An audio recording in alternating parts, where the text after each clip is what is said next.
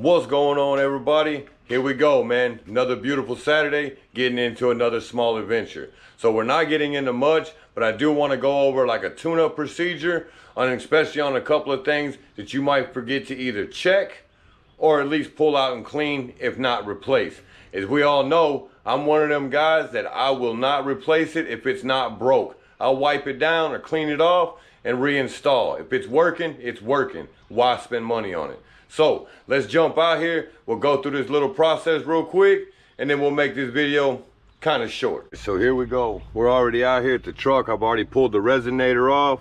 So, you know, the obvious things are do your spark plugs, all 16, do your air filter, you know, check your fluids, make sure everything's good, check your battery terminals, make sure there's no debris or corrosion on them, make sure everything's tight, check your wires. You know, this is just normal tune-up stuff. But the things you forget about is, one is when I take my resonator off, I always like to look down in it. As we all know, with this truck, it burns oil. So I try to clean it out, blow it out with an air gun if you have that option. I mean, that's what's up. Then you're gonna take out your intake air temperature / pressure switch. It has dual functions. So it measures the ambient air temperature and the barometric pressure going into your throttle body.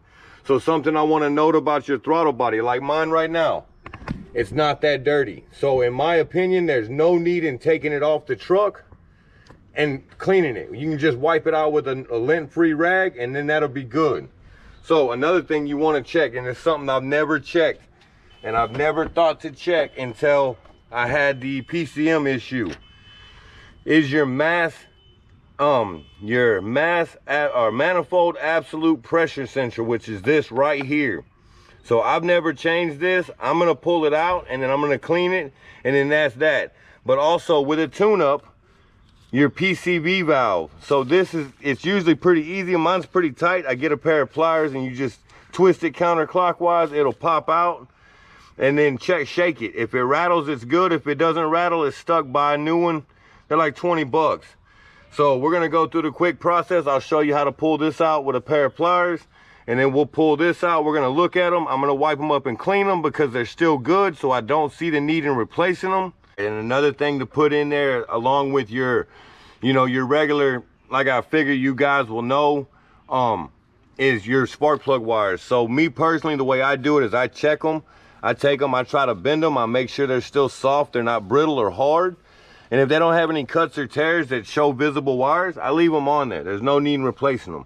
While I'm here, I check my vacuum line, make sure it's plugged in all the way, right? Make sure it's good. I see a little nick right there, but it's not all the way through, so I'll leave it. Now, we're gonna get to this PCV valve. For myself, I've come to realize that channel locks work best. Barely squeeze it and turn it clockwise. Sorry, guys. And then once you get it, and it might pop. Once you get it and pull it out, it might pop. So you get it turned. And there it is, see? And then that comes right out. Just like that. See, mine's oil soaked. So, I need to walk over here to the garage. We'll get into looking at it, clean it off. We'll shake it, see if it's good. If not, I'll replace it. It'll help the truck run better. So we got it in the garage here, man. Let's wipe this thing off. It is filthy. This is one sure sign way to tell if your car is burning oil. Your PCV valve will look like this right here. That thing looks moist. So let's wipe this off. Now, I've always known that if you shake it and you hear that right there, then it works. That valve is in there working. I figure with as much oil that's in there, it's probably well lubed. So we're just gonna wipe it off. We're gonna put it in there. I'm not having issues. I'm just kind of going through the process with y'all so y'all know what's going on, man.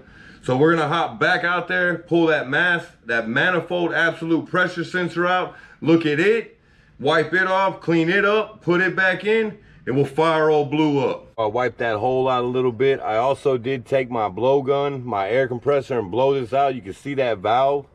Look, you see it go down in there, and you see it disappear. It's working. And it's not sticking. So to put it back in there, just set it in there. The arrows don't have to be in a certain way. Push it down, twist clockwise until it's parallel with the wheels. And then that's installed. So let's get it. I did take this off, I unplugged it.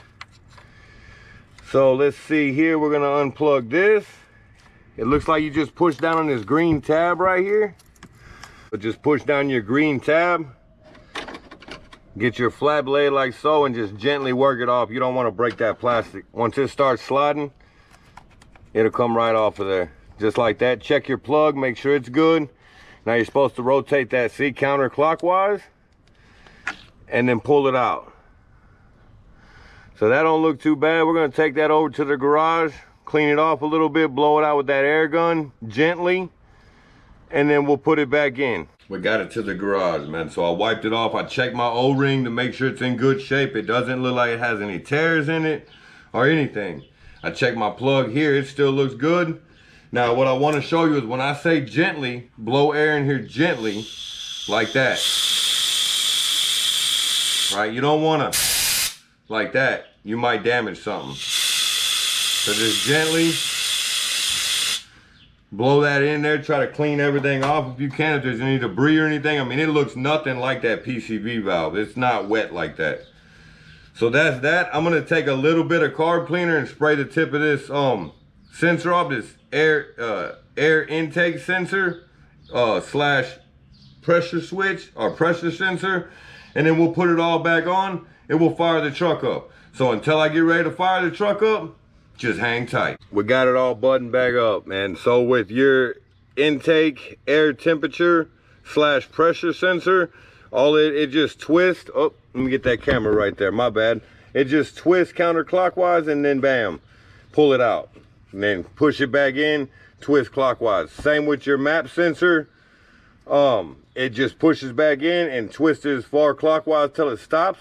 But one thing to note with that is it has to be unplugged to get it out of there. If it's plugged in, it won't come out. So we got it buttoned up. Let's fire it up.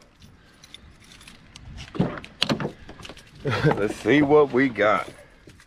I'll show you the mileage. 412,236 on the clock. Sounds pretty good to me. So man, it's hot. I'm sweating out here today. So the reason I got into this was the idle still drops down low, which was the original reason why I got into the throttle relearn that sent me through the whole everything. Now, this is just like a tune-up procedure you can follow. I have a video on spark plugs and things of that nature. So with all that, man, keep living the dream, doing your thing, like and subscribe. Always hit your boy up with a comment, and I am rolling out.